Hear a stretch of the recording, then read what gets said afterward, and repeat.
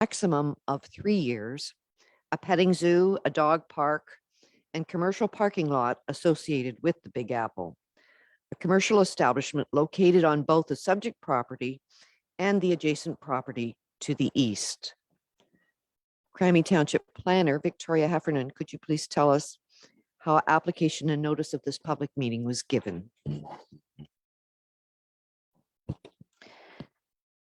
Thank you, Mayor Mandy Martin. The application was circulated to all adjacent properties within 120 meters and in conformity with the, or in accordance, sorry, with the Planning Act.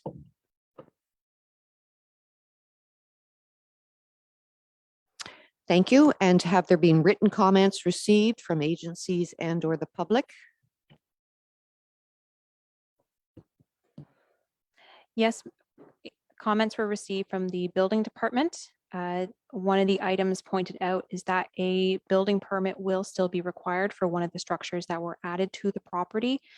This was done without a permit before it was erected, so now they are required to provide an application. The Kawartha Pine Ridge District School Board provided comments, but they had no objections or concerns. Lower Trent Conservation had quite a list of items that they would like to see addressed in the future. As this is a temporary use bylaw, they have acknowledged through other discussions that they aren't required to be adhered to at this time, but they would like to see them addressed in the upcoming official plan amendment and zoning bylaw amendment that will be required after this application is put in place. So the purpose of the temporary use bylaw is to allow the owner to permit the existing uses on the property until they can prepare an adequate application for council to oversee. The County of Northumberland also provided comments. There were no objections provided, but there will be conditions for the county as plumbing inspections are still required. As a permit was issued for some work on the property, but this was for health and safety matters and was required at the time.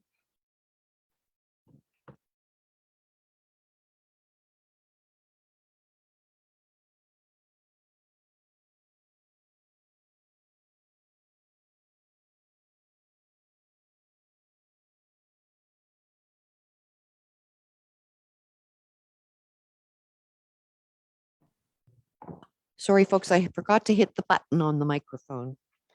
Are there any questions from council? Hearing none.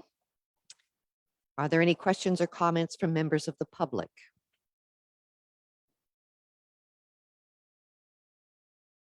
Again, hearing none. We'll move on to the next item. D14 MEE 0222. The lands subject to the proposed zoning bylaw amendment are in concession 5, part lot 21 on County Road 21, submitted by Meeks. This zoning bylaw amendment is required as a condition of provisional approval of 2 recent severances. File numbers D10 MEE 1221 and D10 MEE 1321. The subject vacant parcels are currently zoned the agricultural zone. The effect of this amendment will be to change the zoning on the severed properties to the rural residential holding zone to allow for the future development of residential dwellings. The holding provision is to ensure that access to both severed lots is taken from a shared entrance. The retained lands will be rezoned to the agricultural exception zone to address the reduced frontage. And Crammy Planner Victoria Heffernan, could you please tell us how this application and notice of public meeting were distributed? Thank you, Mayor Mandy Martin. The notice was provided to the public in accordance with the Planning Act. It was circulated to all adjacent properties within 120 meters of the property and also within the required time frame. Thank you. Have there been written comments received from agencies and the public? Comments were received from the building department. No objections were provided. Kawartha Pine Ridge District School Board also provided comments, no objections. Lower Trent Conservation provided comments, again, no objection. The County of Northumberland provided comments, and they did go through some of the requirements of and why the holding is being requested at this time. It's because it is the property's front on a county road, and they were requesting to have a shared entrance. There was comments received from the public. I don't see it on this agenda, but they were attached. Yes, that is correct, from Mr. and Mrs. Brennan. They specify that they're in opposition of the application.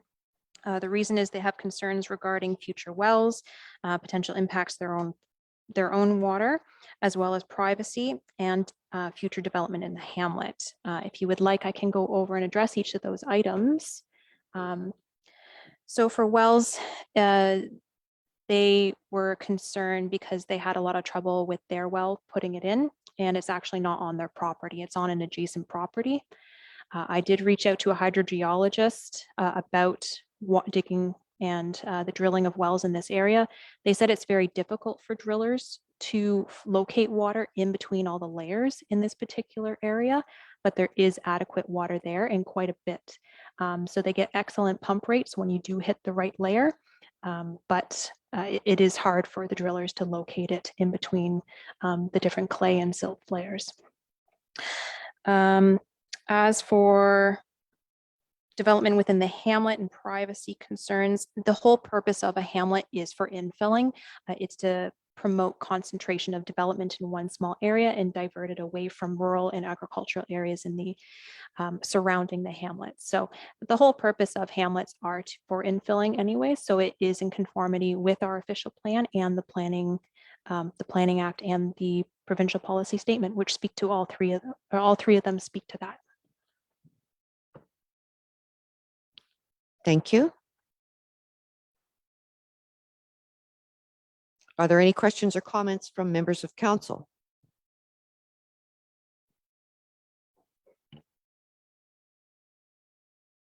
I have one question for Victoria. Maybe she'll know, even though it's probably a County of Northumberland question.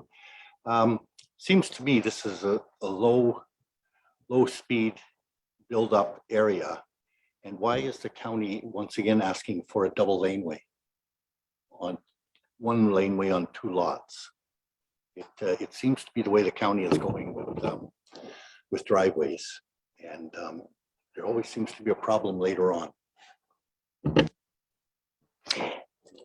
We just happen to have Ashley Yearwood, who is the new senior planner with Northumberland County, in attendance.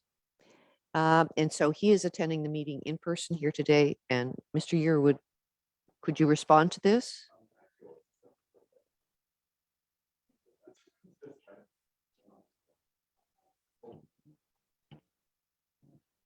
Yes, and we'll look into that matter. Through Mr. Mayor. Okay, that will be investigated. And speaking was Councillor Ed Van Egmond. Any further questions from council? Deputy Mayor Sandra Arthur. Victoria, in regards to the one complaint or concern you had from the one resident, I do know personally there is a concern there right now in Dundonald with the wells.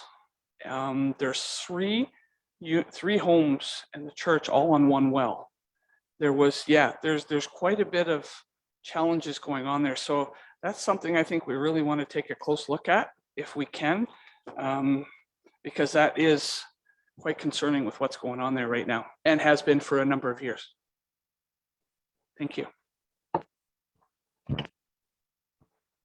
One suggestion that we could put forward is that part of the holding could be until the drills are put on the property, or that a hydrogeologist take a look at future wells on those two properties. That is an option. I've seen it before.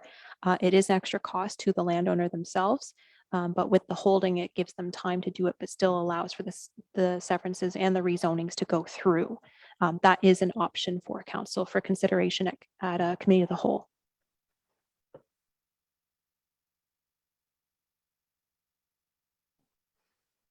Any further questions from council? Any questions or comments from members of the public?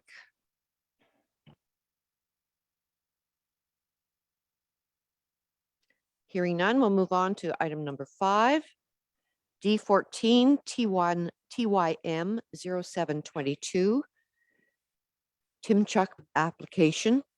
The land subject to the proposed zoning bylaw amendment are in concession 1, part lot 12 on Union Road.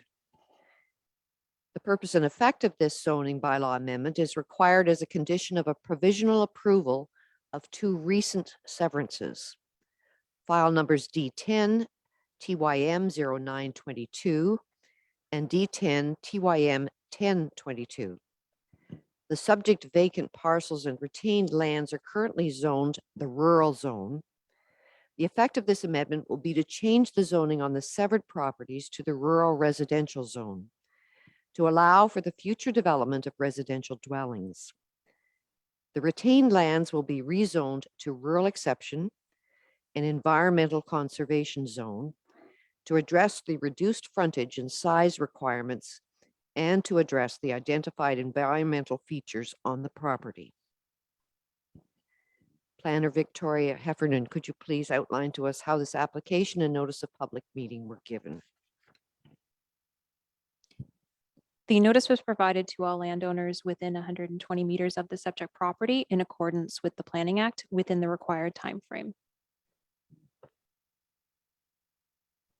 Thank you. And have there been written comments received from agencies and or the public? The building department provided comments and had no objections or concerns. The Kawartha Pine Ridge District School Board provided comments, no objections or concerns. Lower Trent Conservation had a very thorough report, as there is provincially significant wetland and some minor unevaluated wetlands on the property and on the adjacent lands to the west. There also was a hydrologic evaluation that was completed for the subject applications in conformity with the growth plan for the Greater Golden Horseshoe. So their staff reviewed that report and provided additional recommendations. So those recommendations will be included in the bylaw that will be brought forward to the committee tonight, actually, and to council next week. The County of Northumberland provided comments and they had no objections to the application overall. Thank you. Are there questions or comments from members of council? Hearing none. Are there questions or comments from members of the public? Hearing none. We move to item D14, Stacey Vermeer, 0822.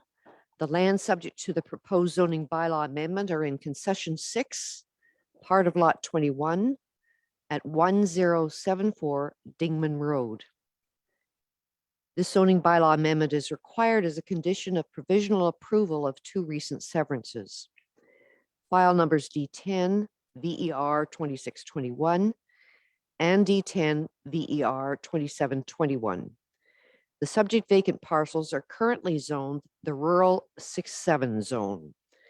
The effect of this amendment will be to change the zoning on the severed properties to the rural residential zone to allow for the future development of residential dwellings. In addition, the description of the RU67 zone will be amended with the current frontage and size for the retained lands.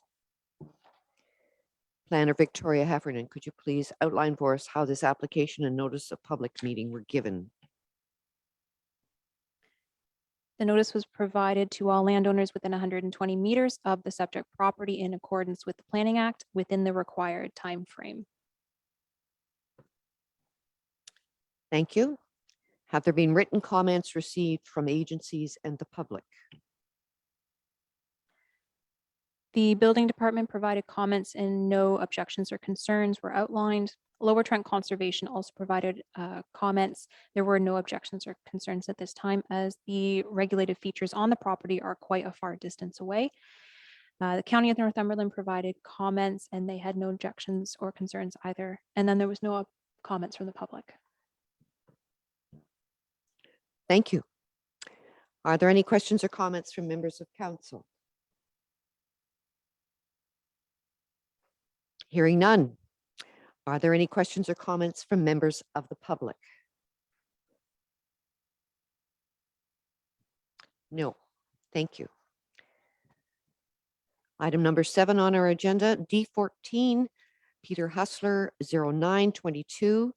The lands subject to the proposed zoning bylaw amendment are in concession 1 and 2, part lot 15 and 16 on Trent Valley Drive.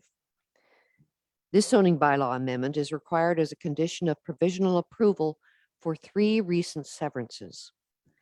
File numbers D10, HUS 0622, D10 HUS 0722, and D10 HUS 0822. The subject vacant parcels are currently zoned the rural zone and rural 153 zone and the rural 156 zone. The effect of this amendment will be to change the zoning on the severed and retained properties to the rural residential zone to allow for the future development of residential dwellings. Planner Victoria Heffernan, could you please outline for us how this application and notice of public meeting were given? Notice was provided to all adjacent landowners within 120 meters of the subject property in accordance with the Planning Act. Thank you. Have there been written comments received from agencies and the public? Comments were provided by the building department and there were no objections or concerns at this time. Lower Trent Conservation also provided comments and there were no objections or concerns. And I believe no recommendations were required either. The County of Northumberland provided comments and no objections were pointed out either. Thank you. Are there any questions or comments from members of council? Hearing none. Are there any questions or comments from members of the public?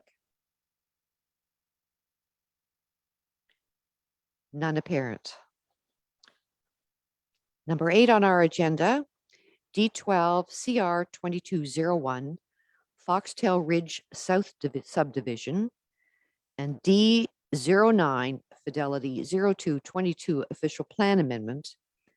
We will have a presentation by RFA Planning Consultants. Ruth Ferguson will be making the presentation. The purpose and effect of this is 1961059 Ontario Inc. has submitted planning applications to the Township of Crammy and the County of Northumberland for a plan of subdivision, which would include 154 single detached dwellings, 20 semi-detached units, and 36 townhouse row units, resulting in a total of 210 units. A portion of the site will be used for parkland and for a stormwater management facility.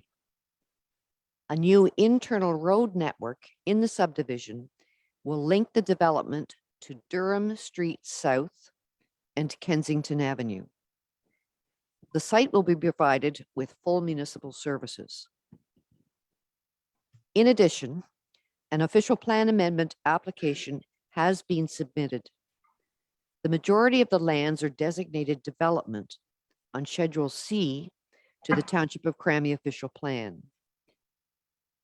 An OPA is necessary for the subject site will need to be designated as a village residential within the Colborne urban area to acknowledge the intended primary use of low density and medium density residential uses. Planner Victoria Heffernan, could you please outline to us how this notice of public meeting was circulated? The notice of public meeting was circulated to all adjacent landowners within 120 meters of the project area. In addition, it was posted in the newspaper, on social media, and on the township's website. Thank you. Ruth Ferguson of RFA Planning Consultants, please proceed with your presentation.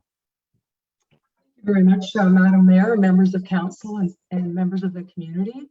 I'm with RFA Planning Consultant, and we filed the application on behalf of the numbered company and the Fidelity Group for the project known as Foxtail Ridge South. There is an application to approve a draft plan of subdivision with the County of Northumberland, an official plan amendment to the township official plan, as well as a zoning bylaw amendment application which was filed, which is not being considered at tonight's meeting. Next slide, please. The subject lands are outlined in green on this slide. There's 16 hectares total, and they're just immediately south of the Foxtail Ridge North subdivision that's currently under construction. It's within the settlement area for the village of Colburn. It has frontage on numerous sides, 20 meters on the south side of Prairie Run Road, which is an internal road in Foxtail North, 188 meters on the east side of Kensington Avenue as it extends, and 165 meters on the west side of Durham Street South. I've mentioned that it immediately abuts Foxtail Ridge North. To the south are vacant lands, which are employment area in the official plan. To the east is the cemetery, a small transformer station, and one detached dwelling. And to the west is the Colburn Public School and single detached dwellings. The site itself is cleared, vacant, and has been planted with cash crop. Next slide, please. We met with municipal and county staff last year to have our formal pre-consultation meeting and to understand what was required for the submission. And then we filed the applications in April 14th, 2022. And as mentioned, the applications have been filed with the township and with the county for the various approvals. And with this submission, there have been a number of studies. Our firm prepared a planning justification report. There's been a number of reports prepared by Ainley's, and they will be presenting as part of this presentation. Alex Wilkinson is here this evening. And they prepared a traffic impact study and an addendum, a servicing report, stormwater management report, a phase 1 ESA, a geotechnical investigation done by Cambium. There's a noise study that has also been prepared by HCG, an archaeological assessment by Ground Truth, and as well Ainley's looked at the species at risk and prepared a memo with respect to that. Next slide, please.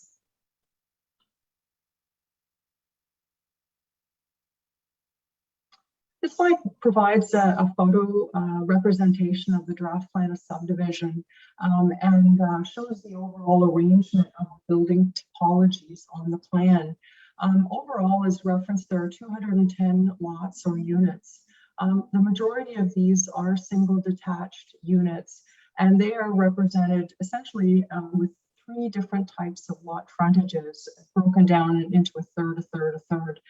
There are 51 15-meter frontage lots, and they are shown in the pale yellow on this sketch. Then there are slightly smaller lots at 13.7s or 45s, and there are 52 of those, and they're the darker yellow. And finally, there's some 40-foot lots, 51 of those in the pale orange color. Then there are some semi-detached units that are introduced into the plan, and those would be in the pink shown in the drawing. And there are finally some 36 townhouse units shown in the orange. So overall, the density of the subdivision is 21 units per net hectare, which is in the low density category. Next slide, please.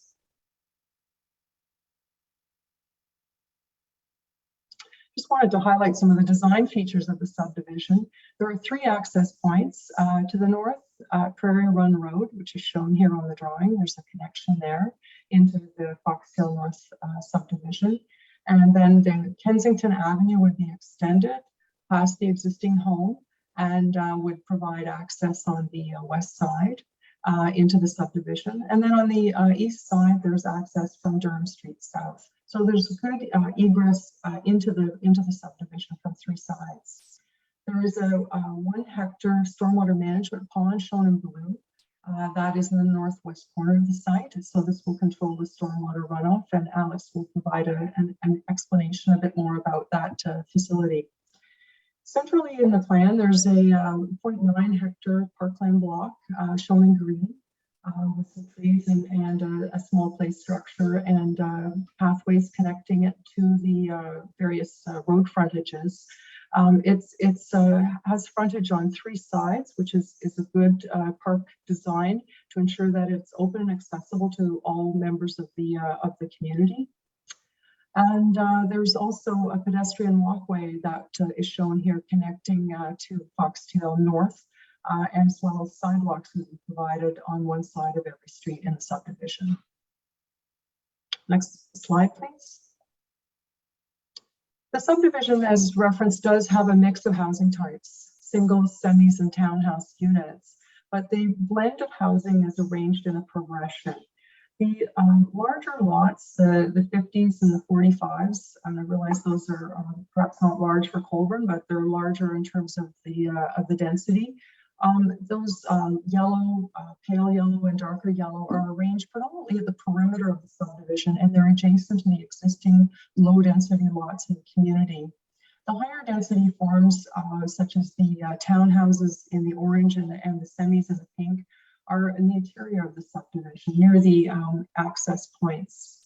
And so that this allows for efficient vehicular movement and also ensures the best compatibility possible through the arrangement of density. Next slide, please. Sorry to interrupt, Ruth. We're just having a bit of muffled. I'm wondering if maybe your mic is just too close or maybe could be put a little further so we could hear you a little clearer, please. Oh, sure. Actually, I'll take these off. That's better. And I'm going to have Alex turn then to the technical studies that were done by Ainley's.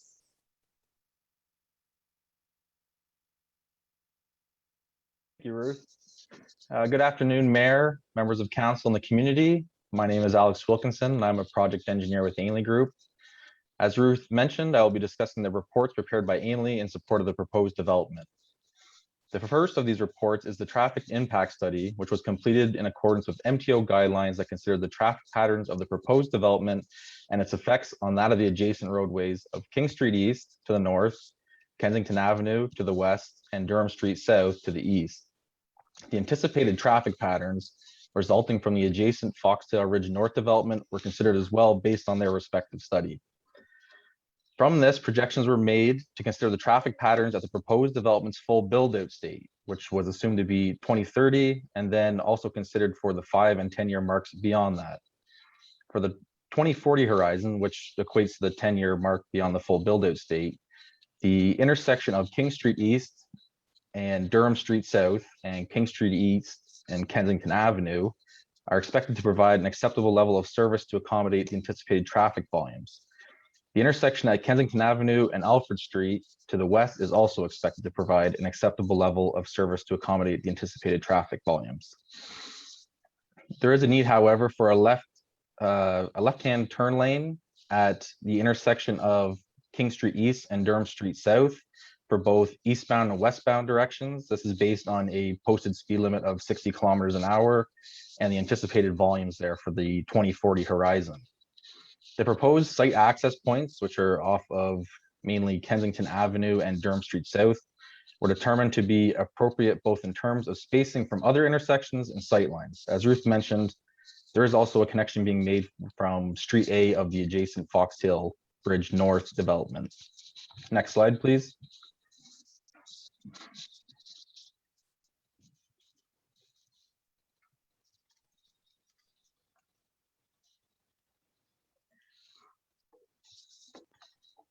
So as part of our preliminary servicing report, the feasibility of the township's sanitary and water servicing infrastructure was considered in support of the proposed development. On the sanitary side of things, it seems like we might have lost a couple of bullets for the water distribution section, but I can verbalize them. Oh, no. So on the sanitary side of things, sanitary sewers proposed throughout the development to collect and convey flows by gravity, primarily to the available outlets provided by the sanitary sewer installed within the adjacent Foxtail Ridge North development, located at block 86, which would be I believe it's the left circle there in red, as well as Street A, which is the red circle in the center. A small portion of the development, which is mostly just that fronting the proposed extension of Kensington Avenue, will drain to the existing sewer at Alfred Street via new sewer along the proposed extension. The entirety of the development would ultimately drain to the Colburn wastewater treatment plant, the available capacity of which is to be confirmed by forthcoming township calculations prior to draft plan approval. It is understood that the calculated 3-year average daily flow at the wastewater treatment plant has been trending downwards in recent years, mostly due to updated measurement procedures and township efforts to reduce the impact of inflows and infiltration on the system. As such, it is expected that future calculations will confirm that adequate capacity exists. Additionally, the township has authorized the preparation of an addendum to the municipal class EA for the wastewater treatment plant, which will evaluate possible capacity upgrades if insufficient capacity is determined to exist. So also staying on this slide and talking about the water servicing side of things, a 200 millimeter diameter water main is proposed throughout the subdivision from connection points with the existing water main located on Kensington Avenue and Durham Street South, as well as Street A within the adjacent Foxtail Ridge North development, which again is the circle in red in the center there. With reference to the 2021 to 2022 summary reports prepared by Aquatech and Lakefront Utilities for the Colburn water supply system, calculations were completed to demonstrate the adequate hydraulic reserve capacity is believed to exist within the system to accommodate not only the subject Foxtail Ridge South development, but also Fidelity's Foxtail Ridge North, Eastfields, and 20 Park developments within Colburn. Next slide, please. Now, taking a look at the stormwater management side of things, the primary means of stormwater collection and conveyance is a storm sewer, which is proposed throughout the development and designed for the 1 in 5 year storm event, which is a typical requirement. The storm sewer would require and outlet a majority of the site's runoff to the swim facility that, as Ruth mentioned, is proposed in the northwest corner of the property.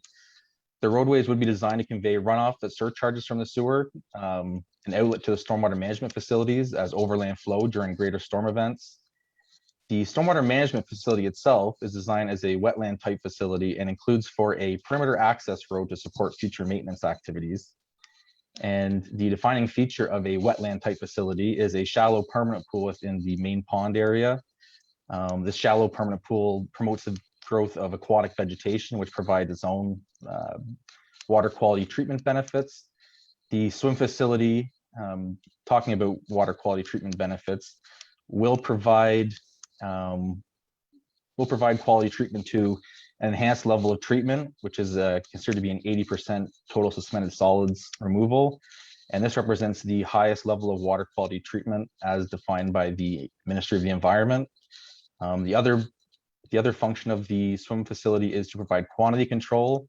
And by that, I mean it will attenuate post-development peak flow rates to equal to or less than pre-development conditions.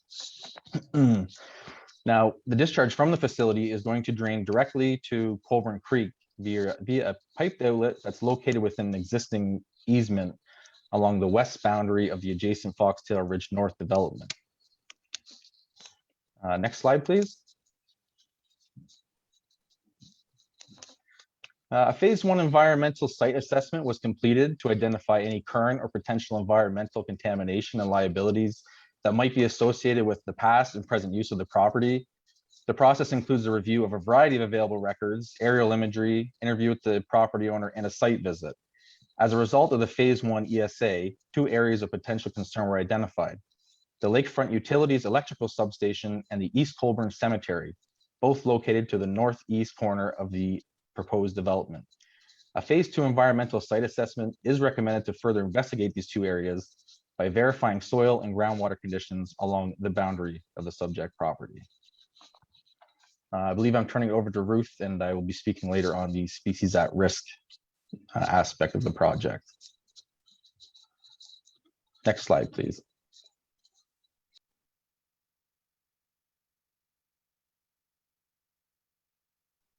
Well, actually, I'll just speak very briefly that as part of the submission requirements, a geotechnical investigation is required, and this has been prepared by Cambium And this assists the engineers with their detailed design with respect to the existing soil conditions and recommendations with respect to excavations and foundations. Next slide, please.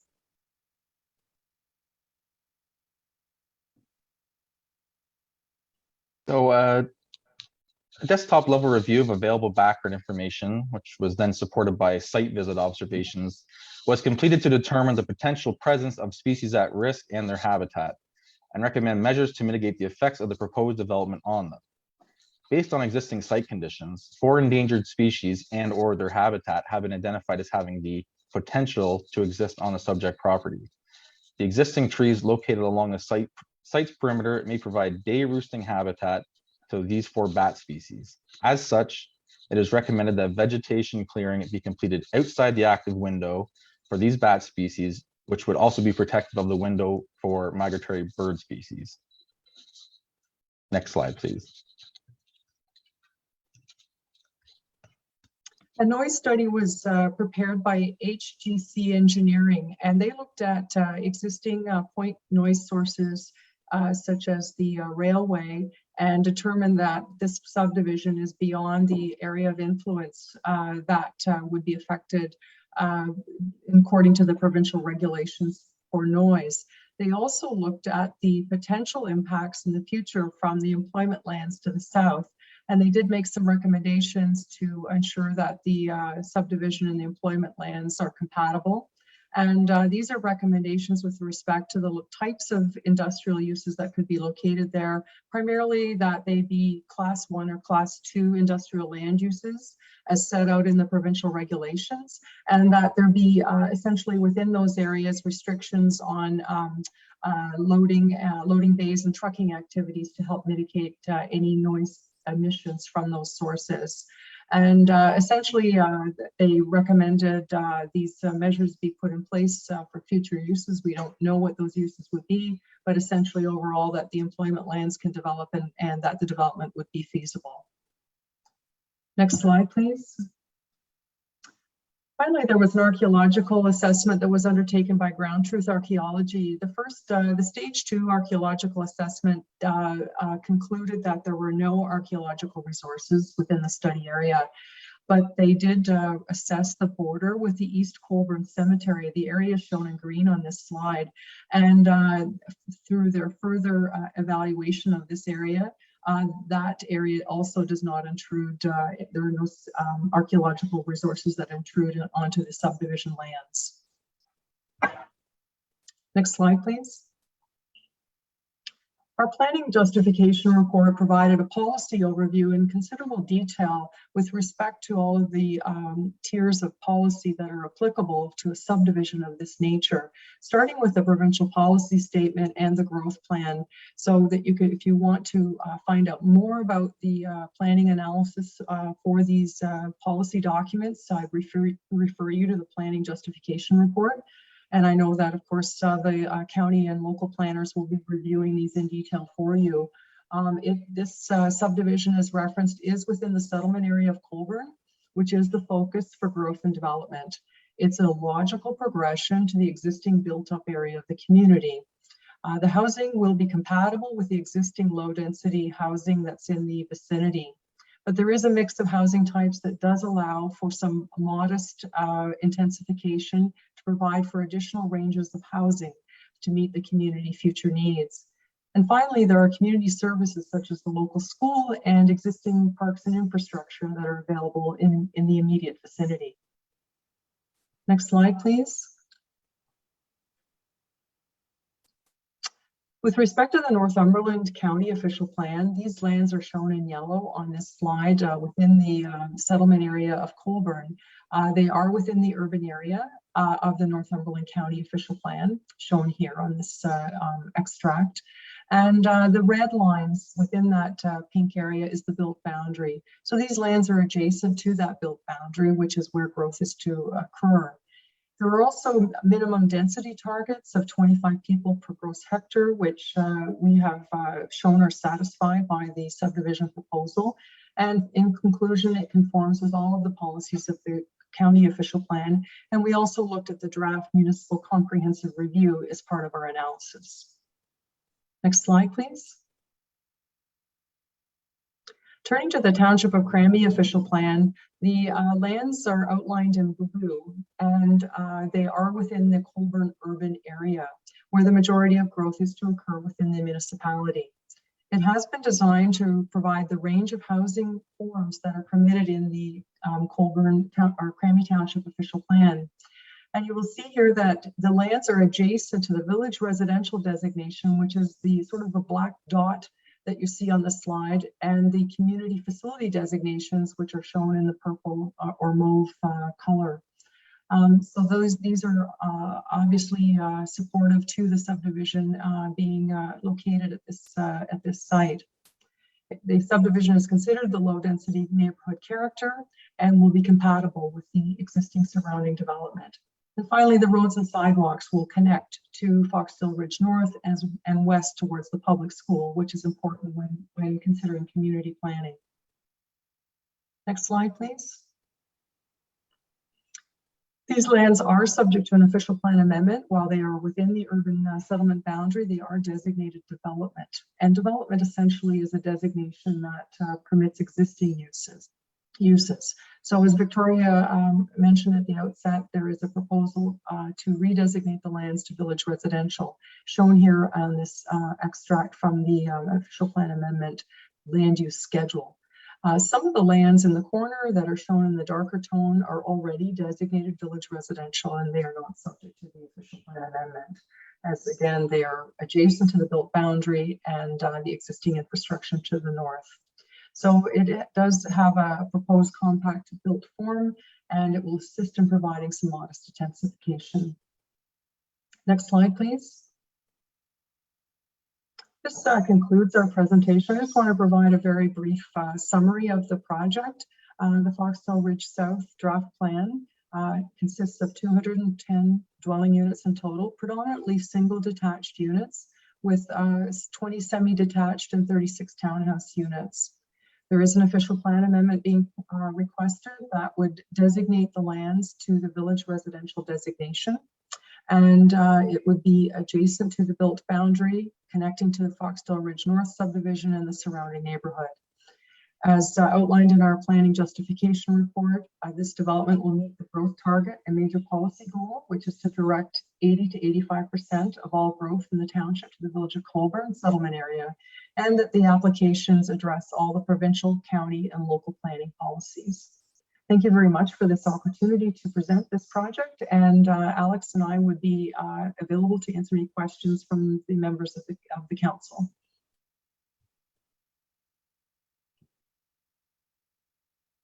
Thank you. Are there any questions from council?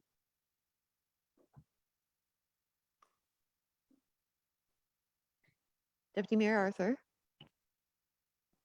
Thank you for the presentation. I do have concerns with the Kensington, with the school there, all the traffic there, the road's not in the condition to handle all of that. And when you come to the north end of Kensington to try and get up and go to the west, I mean, that's quite a little steep there. So it's quite concerning to me. Oh, thank you. It's quite concerning to me for that Kensington to be one of the main routes going out. And the other question I had was in regards to the cemetery, where it said further investigation. The East Colborne Cemetery is located and requires further investigation. What kind of investigation are we looking at for a cemetery? Thank you.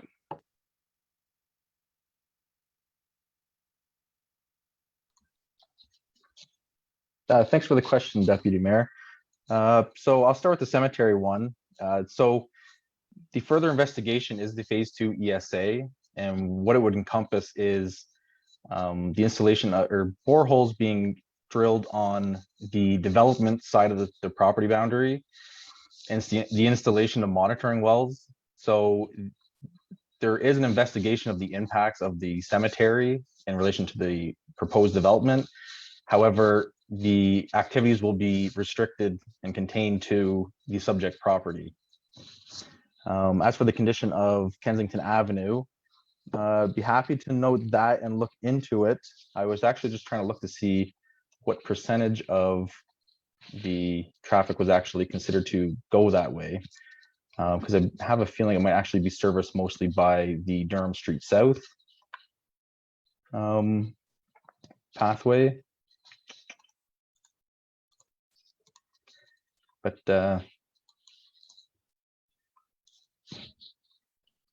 I can look into it more, Deputy Mayor, but at this time, I think I'll say, but the condition of Kensington Avenue, through the traffic impact study, it's been demonstrated that the anticipated volume that's associated with both Foxtail Ridge developments on that roadway still means it operates at an acceptable level.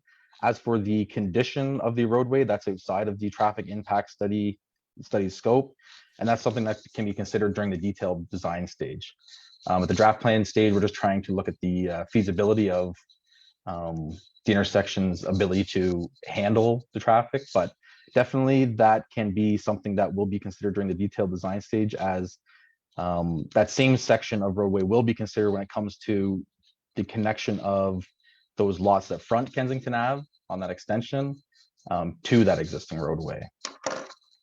I was just going to add further to Alex's point, and that it would be in terms of the origin destination, in terms of the vehicular traffic through the subdivision. We're really fortunate to have 3 points of egress. I would think that a lot of the traffic for the subdivision would be on Durham Street and not on Kensington. However, as well, there's the access through the subdivision to the north. There are 9 homes that front onto Kensington, and there will be sidewalks throughout the entire subdivision so that children will presumably be able to walk to school, which is adjacent. So I would anticipate there would be hopefully good walkability connectivity through this subdivision to the local elementary school. As well, I feel that the subdivision's been designed to really distribute the vehicular traffic so that it is not all funneled in one location. There would obviously be upgrades, physical upgrades to the Kensington extension that would be developed as part of the subdivision, and anything beyond that, then Alex and the engineering peer reviewer would provide further comments on.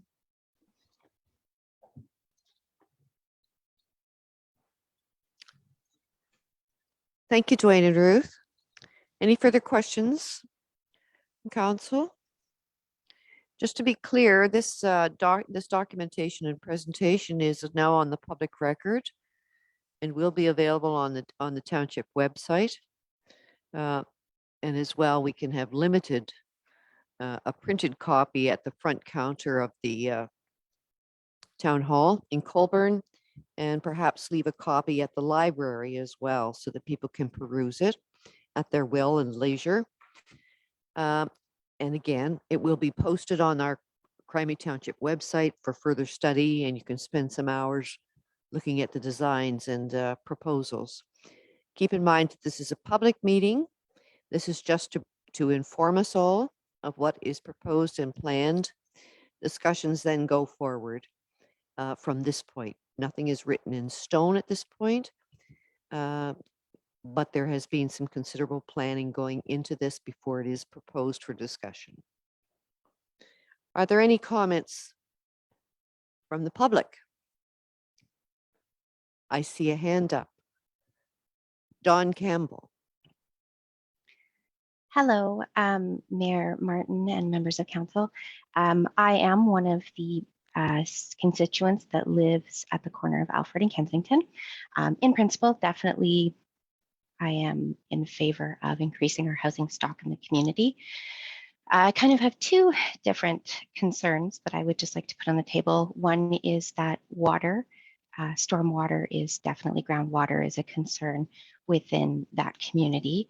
And so I just want to ensure, I know there's been some studies done, but currently that is already a concern for us in that community. My second concern is really probably more towards council. And that's really to discuss if there has been any consideration of requiring some of these units to become affordable. We have a lot of folks that can't afford to live in our own community. And so introducing 210 units seems like a sizable amount. And I just wondered if council had considered the affordable housing strategy that the County of Northumberland had developed in 2019 when considering these applications.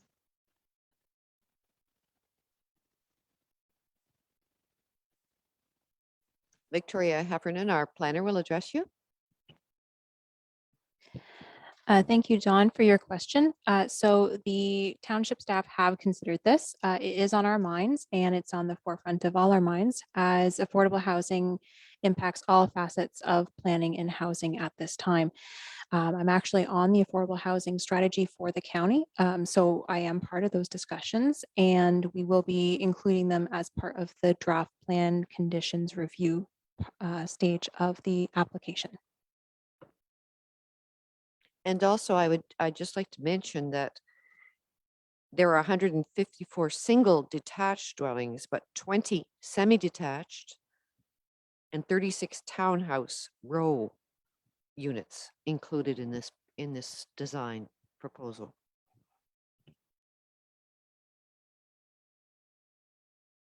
Are there any further comments from the public or questions? It will be coming before us again, of course. Grit Cole, I see you have your hand up. Good evening, through you, Mayor Martin. I would like to comment on just what you said about the fact that there are townhomes and row houses included here. I've been doing a lot of research into the proposed development that's being looked at in Alnwick Holdeman and went to Hendrick Farms and looked, and I can tell you that their townhomes in Quebec with taxes of $5,000 a year will sell right now, resells at $800,000 plus. And also a very intense development in New Hammers. It's not high density, of course, but it is low, medium density, I guess, where the homes are all close with common green spaces, as in they don't really have backyards and front yards and they share common space for backgrounds. Those townhomes in Cobourg are going for 1 million to 1.2 million. So I'm sorry, I really don't think that it's affordable housing. And I kind of am leaning towards what Dawn was saying, because yeah, there has to be some sort of commitment to help some people stay in their communities or be able to afford housing. Thank you. Thank you.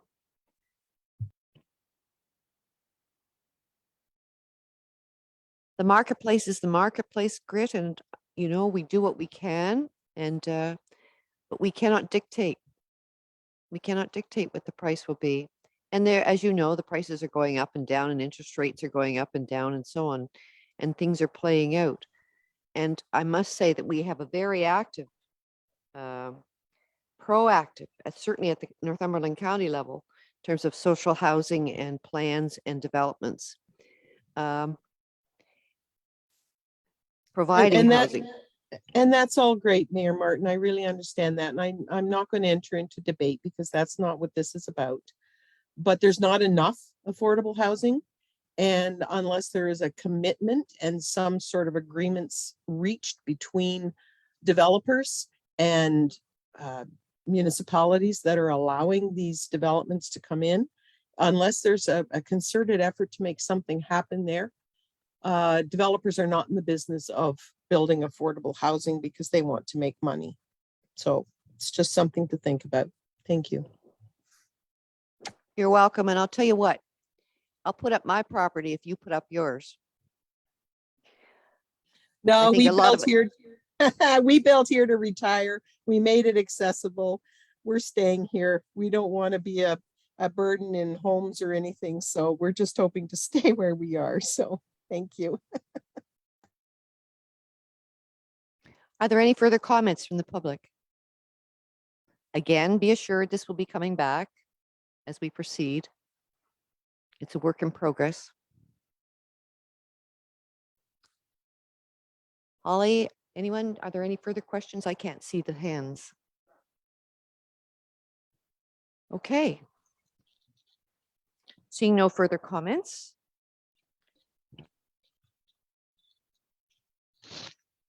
We will now adjourn this public meeting.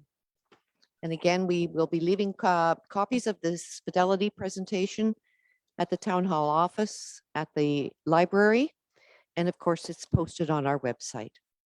Thank you very much, all. And if you want to have part 2 of any discussion or our presence, please come back and join us at 6 o'clock for the Committee of the Whole of Council. I know you can't wait. Anyway,